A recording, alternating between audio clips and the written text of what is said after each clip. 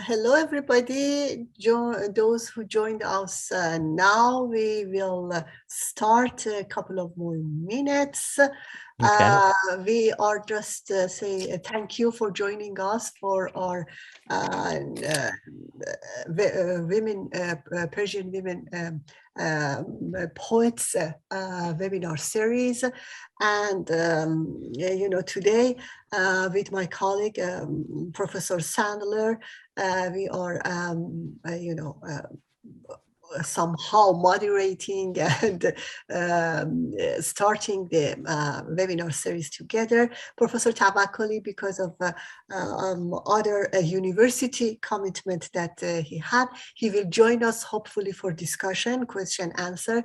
But now he is in a meeting, in a search meeting, and he just sent regret to everybody, but hopefully he will join us during discussion, question, answer. Okay, Professor Sandler, would you please start the opening remarks? Yes, thank you.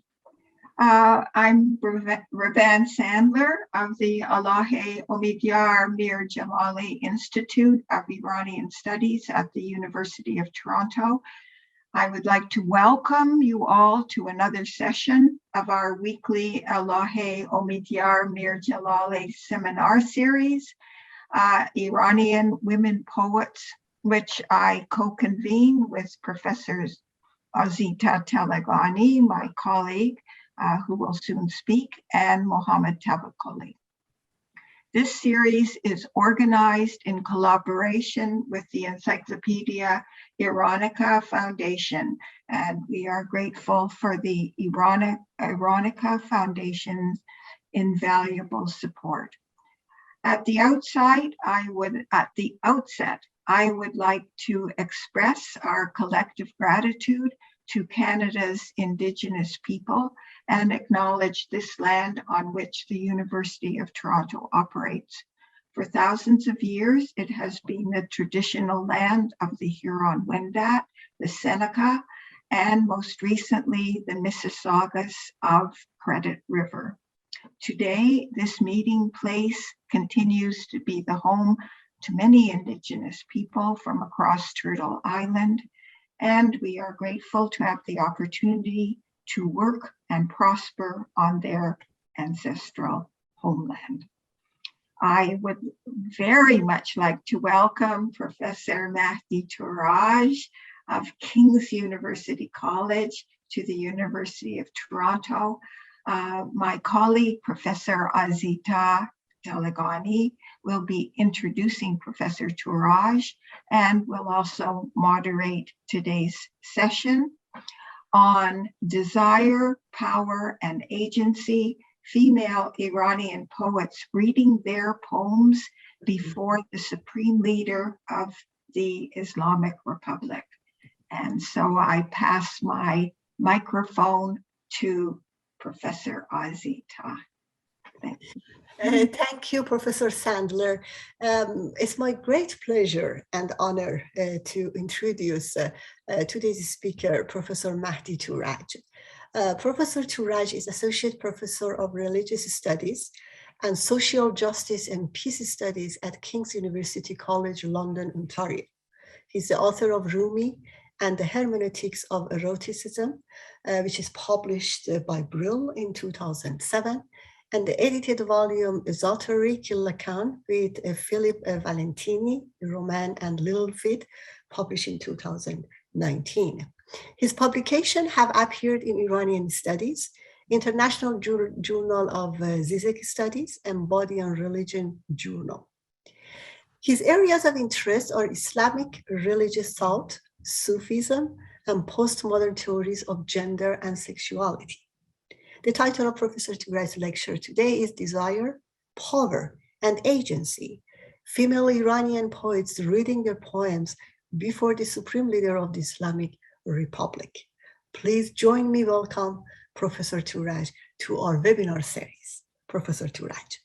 Great, thank you very much, Dr. Talagani and Professor Sandler, Professor Tawakkoli, and everybody else, colleagues, friends. really my teachers. I studied myself at same department, University of Toronto. I have I have timed myself, and I will be talking about 42, 3 minutes, and after that, hopefully, we'll have some time for question and answer. I have a few slides to share, then I will stop sharing and take it from there.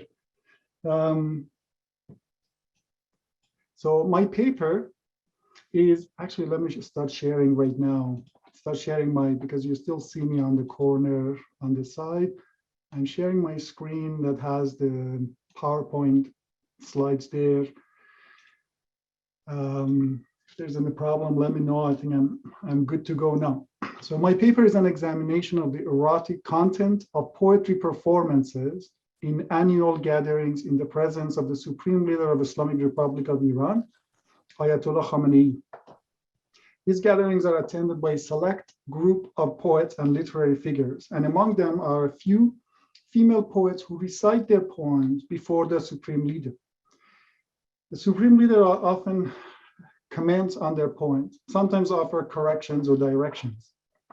It's just by way of FYI, general information. I want to add at the beginning that the intersection of claims of literary genius and political violence is a common denominator among many absolute rulers, from Nero in ancient Rome to Benito Mussolini, Stalin, Hitler, Mao Zedong, Kim Il-sung, Muammar Gaddafi, Saddam Hussein, Radman Karadzic, all claim literary talents as proof of their charismatic, supernatural powers to command forces of language as well as forces of politics.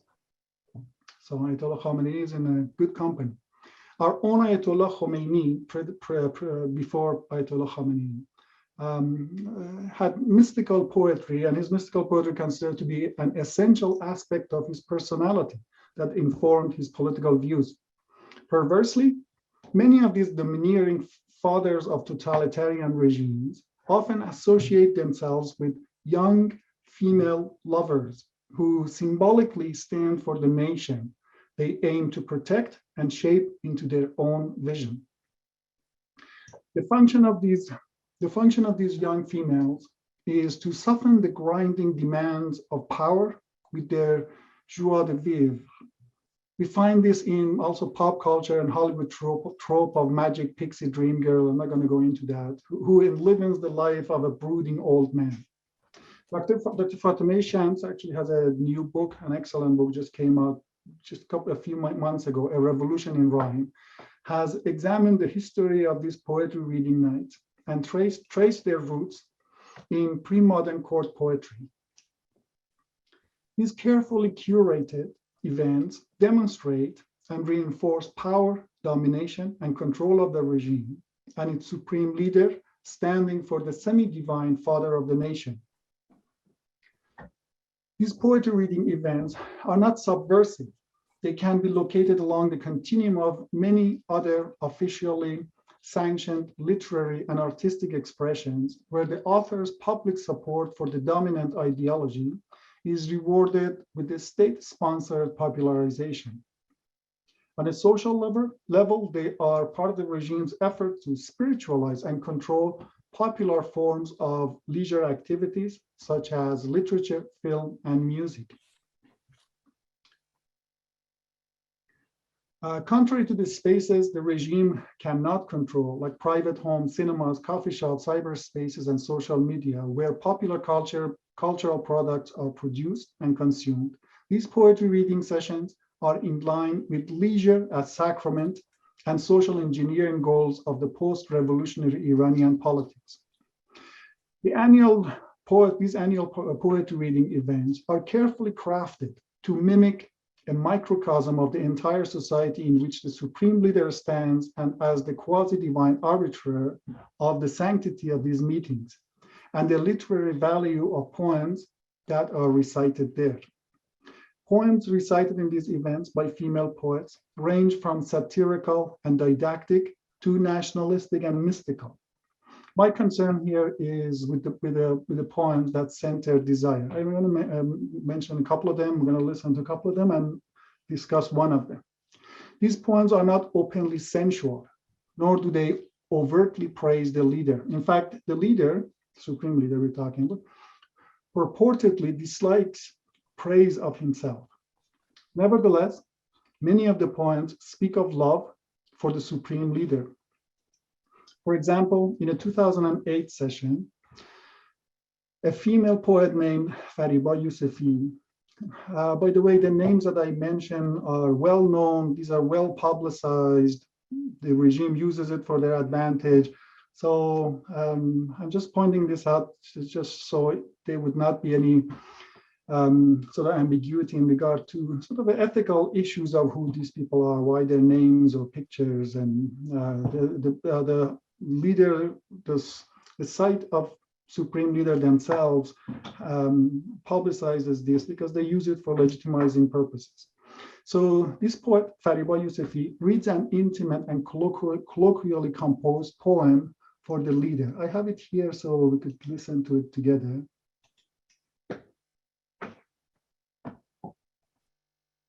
چی بهتر از زمزمه‌های عاشقانه با تو، قسم به لحظه ازون که دوست دارم صدا تو،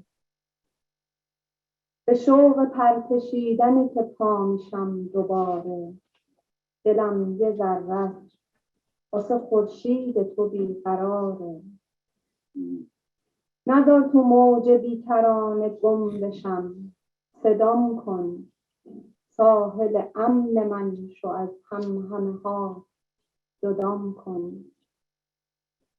گاهی به گنجشکا میگی تو گوش من صدات شن، گاهی سکوت چشمه‌ای جاری آب روشن. یه روز تو ایوون توی بغبغوی یا کریمی، یه روز از اون ظهری از یه مسجد قدیمی، صدات میاد حتی اگه همه ها ندارن، فرشته ها صدای خوب تو برام میارن. چی بهتر از زمزمه های عاشقونه با تو، قسم به لحظه ازون که دوست دارم صدا تو. Okay, Eyvallah. So just by way of, if you're not familiar with Farsi, Persian, rough translation of what she's saying, what would be better than whispers of love with you? I swear by the moment of azan, the call to prayer, that I love your voice. It is with the intense desire for taking flight that I get up again. My heart misses you. It is restless for the sun that is you. Do not let me be lost in the shoreless waves. Call me, become my shore of safety. Disconnect me from all these harmonies. So it is. It's not exactly clear if the supreme leader is the subject of this poem, but it's not clear that he's not either. And that's the ambiguity of the poem. And this ambiguity of poems like this create an opening for the staging of desire, implicitly directed at the leader. 10 years, that was 2008. I have another one, 2018, which I want to focus on. So we're going to listen to it.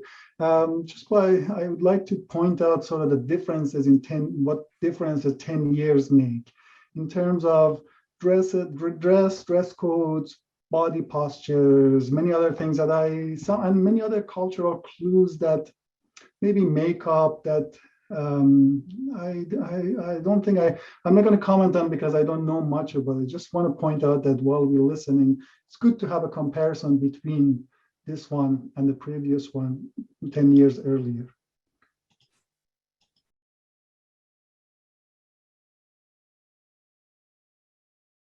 بسم الله الرحمن الرحیم. مهربان ترین سلام به مهربان ترین پدر. غزل رو تقدیم حضورتون میکنم. ببوشید. اگرچه در شب دلتنگی من صبح آهی نیست، ولی تا کوچه های شرقی العفو راهی نیست. مرا اشراق رویت کافی است ای نور قدوسی، که فیض دیگران چون شمع گاهی هست گاهی نیست. برای آن کسی که لای شبوها تو را می جست، به غیر از متن خوشبوی شقایق جان پناهی نیست. نظربازی نباشد در مرام عاشقان، هیهات که چشمم بی تماشای تو در بند نگاهی نیست. کجا باید تو را پیدا کنم هر جا که آهی هست؟ کجا باید تو را پیدا کنم هر جا که راهی نیست؟ آفرین آفرین، خوب بود، خوب بود، بسیار خوب.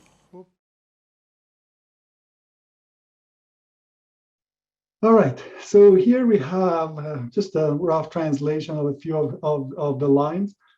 Even though there is no daybreak for my lonely nights, the eastern alleys of forgiveness are not too far off. The dawn of your face is enough for me, O sacred light, because others' blessings is inconsistent like light of a candle.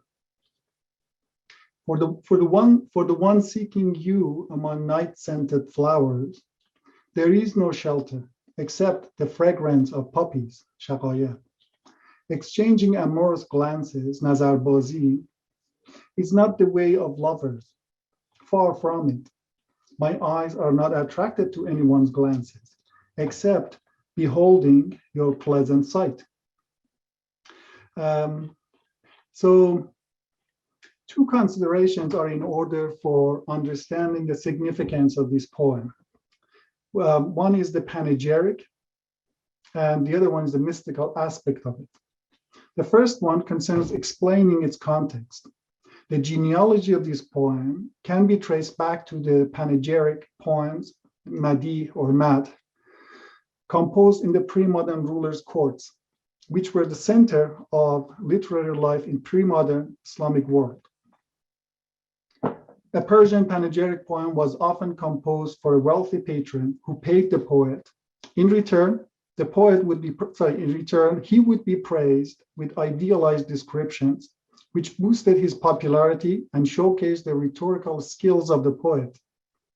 Like the commissioned portrait of the royalty in the Western art, the panegyric was a verbal picture in which the ruler was depicted as the perfect representative of the category to which he belonged, whether he was a ruler, a general, a minister, or a high member of Islamic clergy. We can safely speculate that in addition to social capital, the female poets participating in these poetry sessions gained the same, quote, sense of purpose in life and feeling of superiority to others that female supporters of the Islamic Republic who joined revolutionary forces and war activities did. And I'm quoting here Dr. Afari, Professor Janet Afari.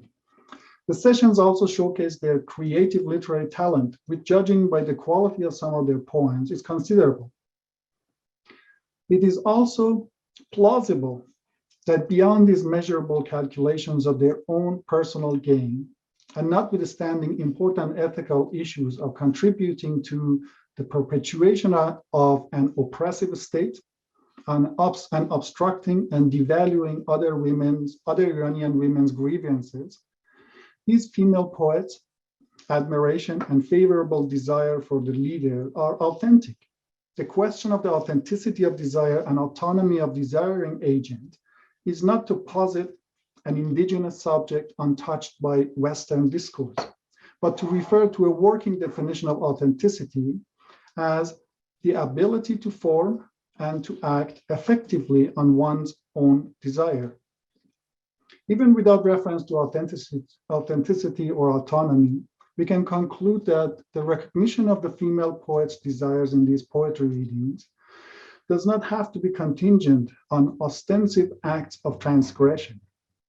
The second consideration about this poem is regarding the resources offered by the Persian literary tradition for creative assertion of agency and expressions of desire under oppressive conditions. The use of metaphors and rhetorical devices from the rich repertoire of classical Persian poetry on love mysticism gives the above poem by Abbasi a mystical quality.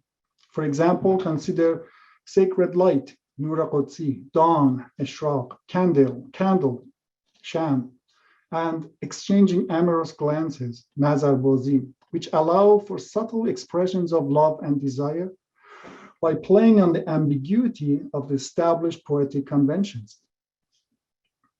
The use of mystical metaphors locates this poem in the lineage of Sufi poetry, itself a later development of secular tradition of love poetry and erotic motifs cultivated in Persian court literature.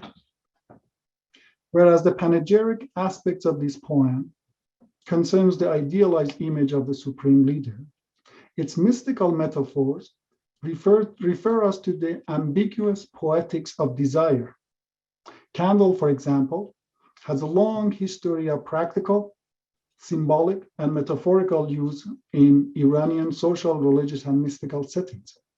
More importantly, Nazarbazi was the male Sufi's practice of contemplating the divine in creation by gazing at the form of beardless boys.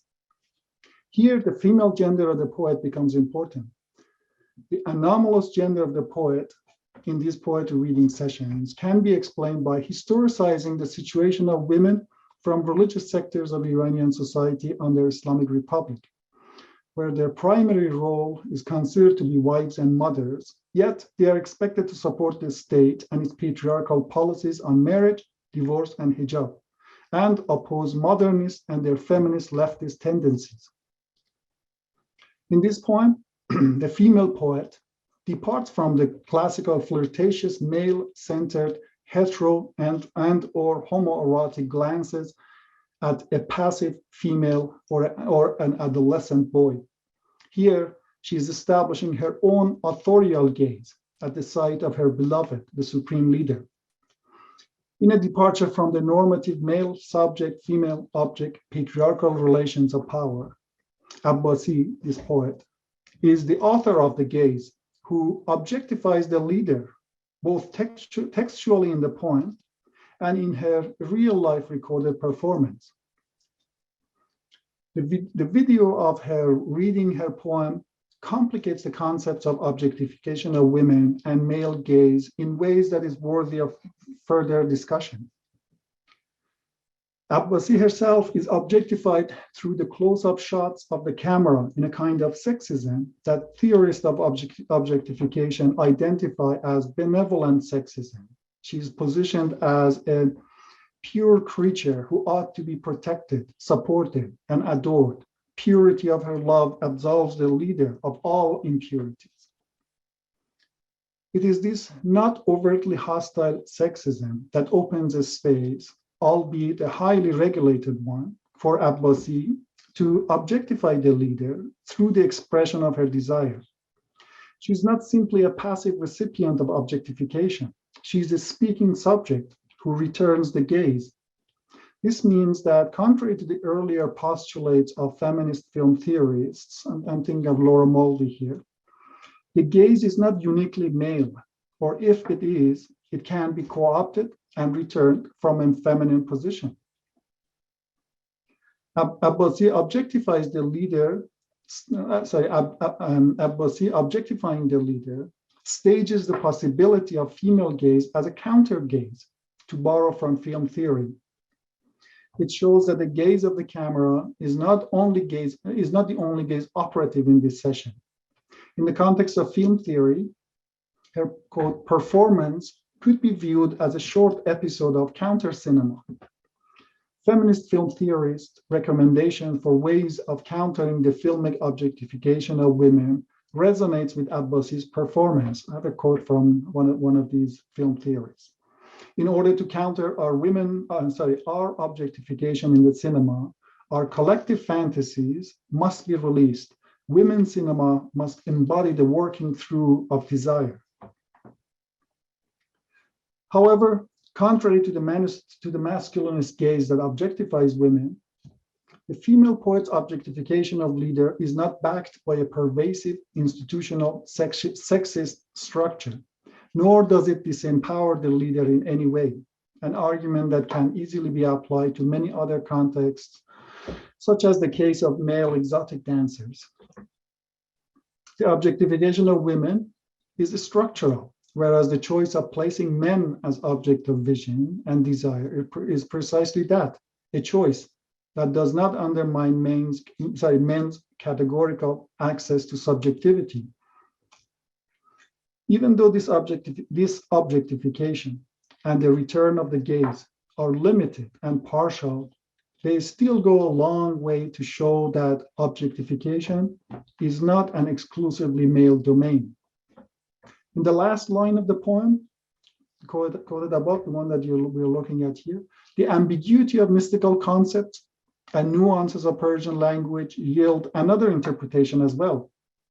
Like many compound constructions used extensively in Persian to form compound verbs, nouns and adjectives, the noun compound nazarbazi can be broken into its independent constituents, nazar, glance, and bazi, game or play. This possible separation has no synthetic or semantic impact on the verse in this poem, but it will alter its meaning. It could be read exactly the same way. If nazar and bazi are taken as independent nouns, with nazar being the subject and bazi a part of the predicate, the meaning of the first Misra hemistich would change to, quote, for those in love, mystical vision, nazar, is not a game. I have it on the slide. If you look at the two different possible translation of it, I'm saying that the first one online that you see makes a big difference if you translate it that way. This change increases the significance of the poet's act of beholding her beloved in the second hemistich. Just like pre-modern mystical poetry, where earthly metaphors were used to go beyond mundane, and similar to the panegyric poems that depicted an idealized image of the ruler beyond his actual self, here too, the force of the metaphor pushes the process of meaning production beyond the setup of the relationship between the young female poet and the supreme leader. The significance of these poetry readings go beyond the sessions and their well curated and controlled settings. Their significance continues to unfold afterwards, which warrants other ethnographic studies to contextualize the conventionally sanctioned performance of desire in relation to social and historical notions of class and changes in the social status of the participants. Detailed description of some of these events in news items and blogs become even more important than the events themselves. It takes a whole life of its own afterwards. For example, the supreme leader's gesture of gifting his ring to some poets are particularly highlighted. Let me go to the next. Afterwards, the female poets write in glowing terms about their experience of receiving his ring. For example, referring to the supreme leader as Hazrat Ma, his eminence, the moon, a play on the moon imagery alluding to the beloved's transcendent beauty, as commonly used in Perso-Islamic poetry. One female poet writes about an unprecedented private meeting with the leader. When she informs him that it is her birthday, the leader gifts her his own ring. This is an important gesture, giving the significance of a sage's ring as a personal object invested with magical powers in the Shia context. It's similar to other religions to Covenant, Ark of the Covenant, Solomon's seals, and Moses' tablets. Khamenei's rings, in fact, carries a great significance in socio-political, spiritual context of Iran. Just throwing a couple of things in there about his ring. For example, when he he has one hand, right? One functional hand. His right hand is not working. So when he votes, for example, they take a picture of his hand that's voting, and the color of the ring, for example, they note that, oh, for Raisi, he was wearing this ring that was this color. Therefore, that actually means that he was supporting him. Whereas for Ahmadinejad, he was, for second round, Ahmadinejad, he was wearing this ring. And that the color of that ring actually means that he really disapproved of Ahmadinejad, things like that. You could write a whole paper on rings of the leaders. I actually put my own ring just in case, I needed to talk about it. So receiving the leader's rings becomes an important part of the prestige that accompanies female poets. Go to the next one. That accompanies female poets and other recipients, such as the family of martyrs and athletes afterwards. They are interviewed, the female poets, and pictures of the rings are widely distributed.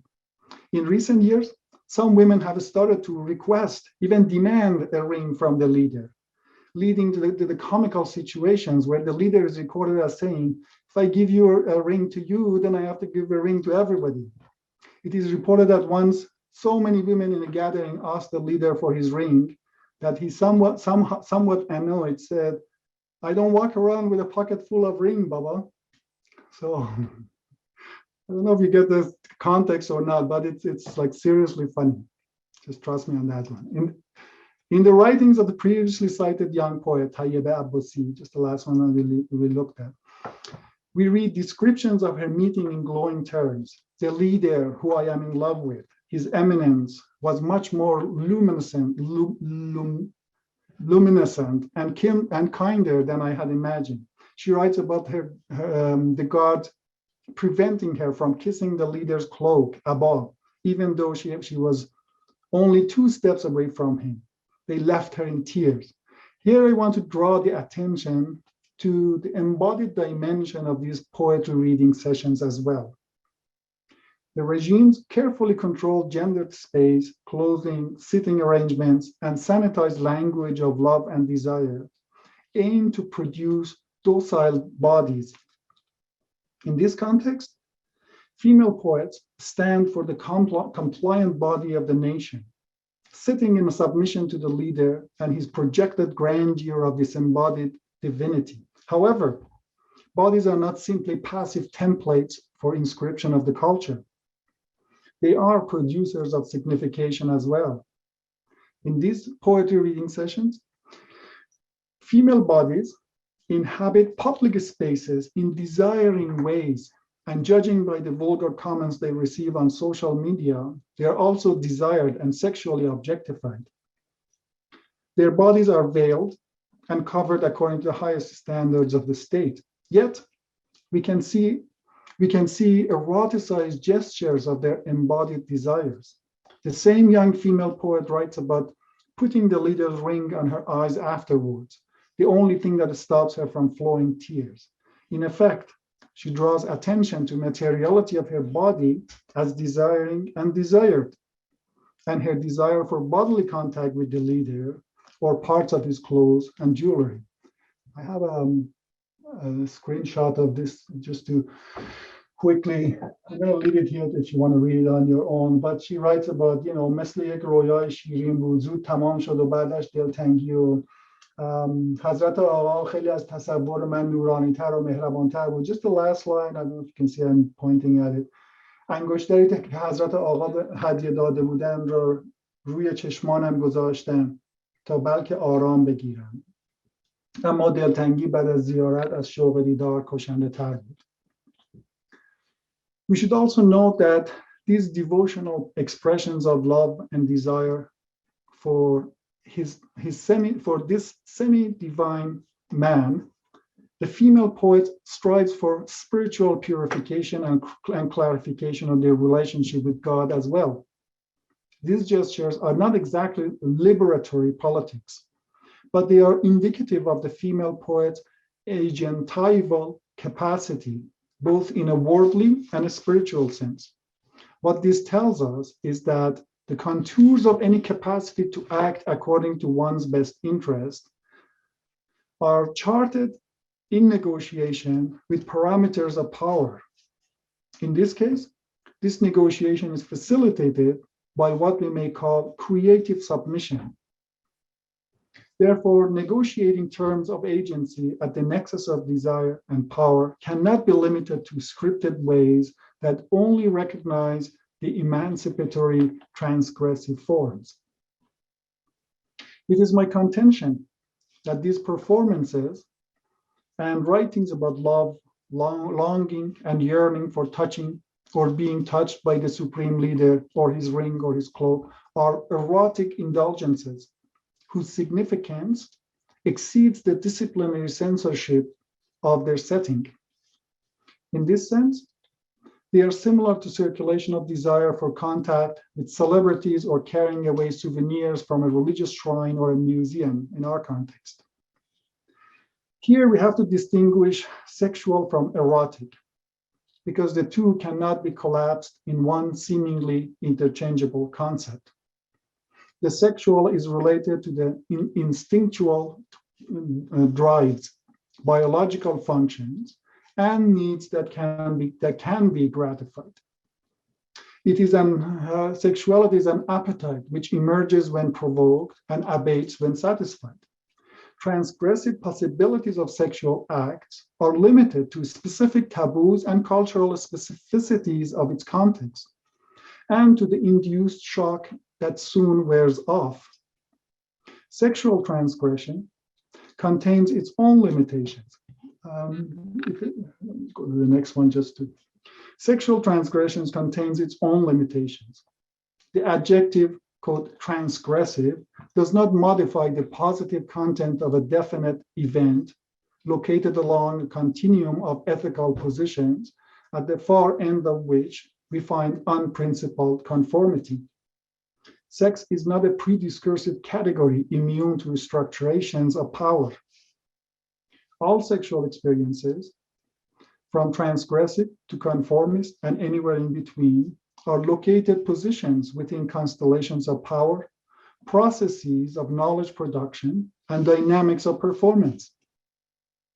Therefore, the liberatory potential of sexuality as a form of agency is limited to its specific contextual and relational configuration. I have one quick example to throw in there. And this is the example found in Forough Farrokhzad poetry. In a widely anthologized poem characterized as confessional, as a defiant declaration of feminist independence, and as a daring and rebellious piece of poetry, she writes about her, quote, sinful sexual encounter. I think everybody knows this line. She writes, I sinned a sin full of pleasure in an embrace that was warm and fiery. گناه کردم گناهی پر ز لذت در آغوشی که گرم و آتشین بود. The transgressive force of this line, and many others like it, makes Forough an iconic avant-garde poet. I'm quoting others here, who, in assessment of many scholars, prefigures feminist literature in Iran by over 2 decades.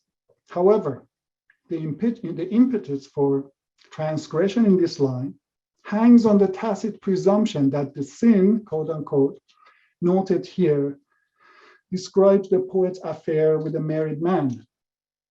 Even if we do not read this line biographically, limitations of the noted sin and the shock of divulging it publicly should be clear. The political, cultural, and literary significance of this line. This kind of angle, though I don't know what happened there. Writing about sexual pleasure of adultery in a poem upsets compulsory heteronormative monogamy. Well, but we would seriously question if Forough's noted sexual transgression was not an affair with a married man, but it were to be, for example, rape or incest. The entire poetry reading sessions are designed to exclude sexual tension, from sanitized language to dress code and carefully arranged bodies in the space of the meeting hall. However, Desire cannot be controlled. Contrary to sexuality, desire does not have a definite referent, which makes it closely linked to the erotic. Desire is defined by the indefinite postponement of its realization. And erotic is defined as the perpetual deferral of consummation. Both desire and the erotic are incompatible with language. They cannot be fully articulated. It is in this sense that desire is theorized to be always desire for something else. Desire is always desire of the other. From this perspective, when the female poets are positioned as submissive subjects addressing the supreme leader, desire expressed in their poetry exceeds the event's discursive construction and the regime's regulatory machination. The regime tries to control the production of erotic desire, but as an unrepresentable absence, erotic desire is neither limited by repression, nor it is a secondary effect of it. The erotic in these poetry readings push desire beyond the regime's regulatory limits. It produces a surplus of meaning, an excess of pleasure that can be theorized as jouissance in psychoanalytical terms. I'm not going to throw too many theoretical jargons, a couple of them. One was gaze, and the other one is here, jouissance. The more this surplus pleasure is disavowed, the more significant it becomes. Characterizing the excess of erotic desire in some of these poems as jouissance allows us to acknowledge the female poet's paradoxical pleasure in the disavowal of their own displeasure, or put differently, their agency in submission. This is not to say that they take pleasure in their own oppression and surrendering their agency, though that certainly remains a possibility. Rather, the point here is that the discursive operations of erotic desire in these poetry readings lead us to recognize alternative ways of asserting agency that include the desire for submission. Here, I am drawing parallels to theoretical works that have argued that passivity in submitting to erotic desire, for example, in sadomasochist sexual practices, opens up ways of accessing pleasure that go beyond cultural restrictions and override of reason, convention, and social barriers. Finally, let me just stop sharing and because I don't have any more slides to show. Finally, I would like to point out that there is a shortage of broader understanding of power and subjectivity under the prolonged oppressive conditions imposed by the Islamic Republic in Iran. Studies of Iranian female authors are mainly concerned with female voices that use writing as acts of unveiling, or female writings that are transgressive and subservient. Concern with emancipatory politics in the literary works of female authors presumes that there is a feminist subject prior to and outside of power relations, availability of which is impeded only by external powers. They do not take into account the impact of power on the process of subject formation. My goal here is not to privilege a vague category of religious indigeneity as a marker of authenticity and resistance towards emancipatory feminist projects. My goal is to show that the intersection of power and desire in these poetry readings complicates the notion of agency in general, and only privileging transgressive, non-conformist voices in particular. Neither the conformist nor revolutionary forms of agency are outside the impositions of power. Theorizing desire in the works of female poets in the annual events and their aftermath detaches conceptualization of agency from the requisite liberatory action and broadens it to include acts that uphold stasis and continuity of power. My inclusion is that transgression is not the sole producer of agency or the only indication of it. Agency is better conceptualized not as a synonym for resistance to relation of domination, but as a capacity for action that specific relations of power creates and enables. This is not to dismiss the significance of transgression and resistance altogether, but to get away from the coercive and regulatory consequences of identity politics that insist on a stable subject of feminism and a seamless category of, quote, women. Resistance or conformity, as well as the studies that privilege either one of them, are both products and producers of relations of power. If subjection or emancipation, conformity and transgression are always asserted in reference to relations of power, then no utopian space of exile can free the subject, just as no oppressive power can entirely erase resistance and agency. Conformity and resistance are internal to the workings of power, which generate multiple sites of resistance and varying forms of agency. Agency involves negotiation of the forces of desire and power that constitutes the agent, but may simultaneously be partially constituted by the agent herself. The female poets, especially the most successful one who receive a ring from the leader, accumulate enough social capital and power that they become the center of attention on their own. In the annual poetry readings before the supreme leader, the female poet's agency can be discerned in the complex ways they inhabit the ideological norms and literary conventions, even as they conform to the demands of the state. In these poetry readings, it is the ungratifiable desire that generates the impulse towards surpassing the confines of the session. The poetics of desire underscores the moment when these events become a locus of creativity, creative agency, and erotic indulgences that surpass the regime's effort to subdue and bridle female sexuality. Historicizing the complexities of the female poet's engagement with the ideological norms and literary conventions of the Islamic Republic shows the instability of the concepts such as emancipation, transgression, agency, conformity. It also shows that the expressions of agency in the poetry of these female poets cannot be limited to the binary logic of subordination and subversion.